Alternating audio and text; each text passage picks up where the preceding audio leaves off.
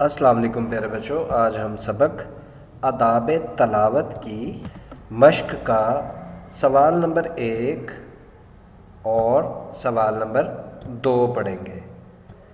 پیارے بچوں، سوال نمبر 1 ہے اللہ تعالیٰ کی آخری آسمانی کتاب کون سی ہے اور یہ کتنے عرصے میں نازل ہوئی؟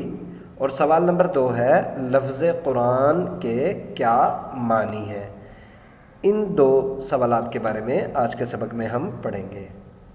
پیارے بچوں، آپ کی اسلامیات کی کتاب کے صفحہ نمبر 79 یعنی 79 پر اگر آپ دیکھیں تو یہاں پر پہلے سوال کا جواب ہے قرآن مجید اللہ تعالیٰ کی آخری آسمانی کتاب ہے، یعنی اللہ تعالیٰ کی آخری آسمانی کتاب کون سی ہے؟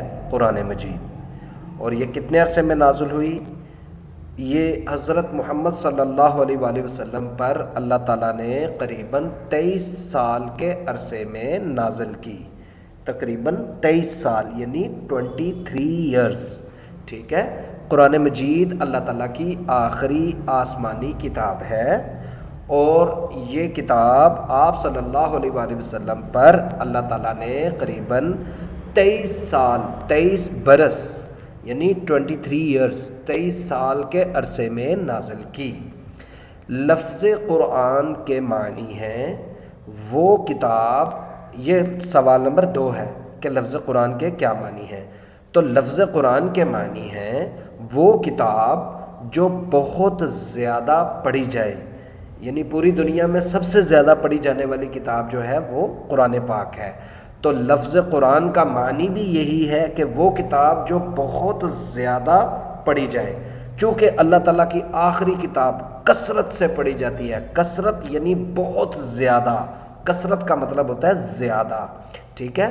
تو اللہ تعالیٰ کی آخری کتاب قرآن پاک بہت زیادہ پڑھی جاتی ہے، اس لیے اس کا نام قرآن ہے، ٹھیک ہے۔ قرآن مجید میں انسانوں کی ہدایت، قرآن مجید انسانوں کی ہدایت کا سرچشمہ ہے، یعنی انسانوں کی ہدایت، انسان جو اپنی زندگی گزارنے کا اگر طریقہ سیکھنا چاہیں، اگر کس طرح سے زندگی گزارنی ہے، کس طرح سے اس دنیا میں رہنا ہے، کس طرح سے اعمال کرنے ہیں، تو یہ تمام ہدایات، تمام انسٹرکشنز جو ہیں وہ قرآن پاک سے ملتی ہیں۔